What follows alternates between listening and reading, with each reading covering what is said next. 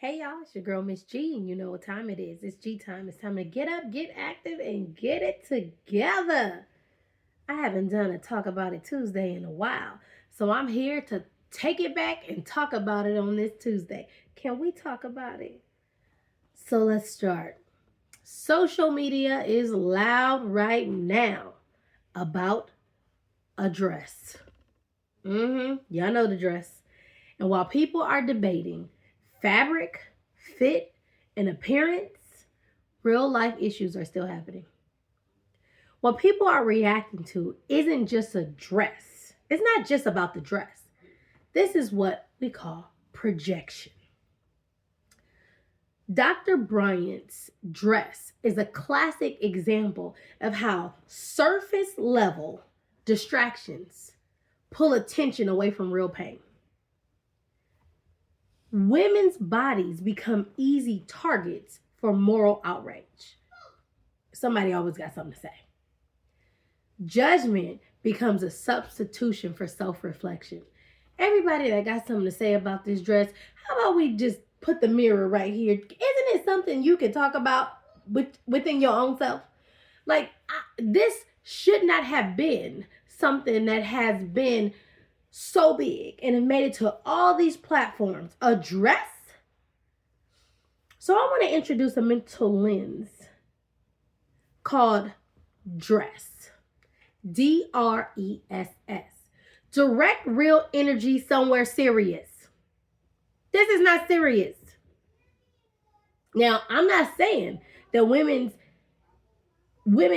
issues and women being torn apart for what they wear isn't serious, because that's serious. It doesn't mean that women don't deserve respect, because we do. Women are constantly placed in boxes where we are judged, where we're criticized, what we wear, what we look like, what our hair looks like, and how comfortable we make other people feel, especially other women. I said what I said. Because for some reason, it's always another woman judging another woman on what she should and shouldn't do. How about if you don't like it, don't do it? It's just as simple as that. But that's not what we do. We project. We project how uncomfortable someone else makes us feel, and then we use that as a way of saying you're doing something wrong. We're put in these boxes. Women, especially women with visible roles, like a first lady, are often placed in these impossible boxes. Be confident, but not too confident. Be stylish, but not too stylish. That's too much. You don't want them to have focused their attention all on you. Be supportive, but invisible. Remember, you need to take the back seat, because you need to be the helper, not the lead. We don't lead. We have all of these impossible roles. And it leads to something more serious. It leads to anxiety. It leads to hypervigilance. It leads to shame-based identity formation. We start to tell ourselves that our worth is tied to how safe we make someone else feel. Another real issue is judgment. Judgment often functions as a way of righteousness. We get to choose what somebody else wears. We get to choose what makes other people feel safe, right? We get to say, that's not modest enough. Well, what's your definition of modest? Like, should I be like this? Should I cover all this up? I mean, I remember, I'm going to tell y'all a quick little story. I remember in my 20s, I was at church and I had a shirt on and my shoulder was showing. And I remember someone taking me to the side and telling me how distracting my shoulder was. And I was like, my shoulder?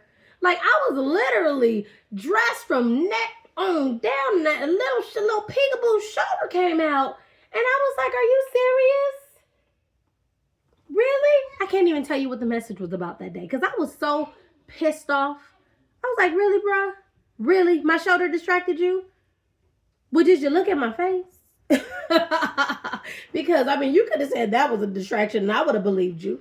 But, I mean, for some reason, we can't be right enough for someone else. And this judgment, we have this self-righteous way of telling people what they should or shouldn't do. It's like a level of control and being superior, right? Like, that's not what women do. Who gets to say that? And what's the level? What's the measurement of, okay, yeah, that works, but that don't work? Who gets to say that?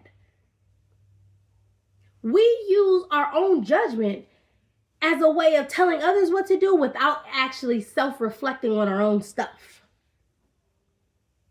So I have some deeper questions today. I said we talking about it. This is going to be a lot longer than the ones I've been doing. But you know what? I think that if we go into directing real energy somewhere serious, it has to be a little bit longer. It can't be the 30-second squirrel videos. Like, you actually have to focus and pay attention. It's okay. Hang in there with me. You got it. Like, there's real things happening right now. So let me ask you this question. Why does a dress get more attention than depression? Do we know the suicide rate right now? Why does a dress get more energy than broken families, than trauma, than burnout, than compassion fatigue syndrome, than healing? I mean, the platforms that I have seen this dress being talked about on, I'm like, whoa. Can we talk about where people are mental health wise right now?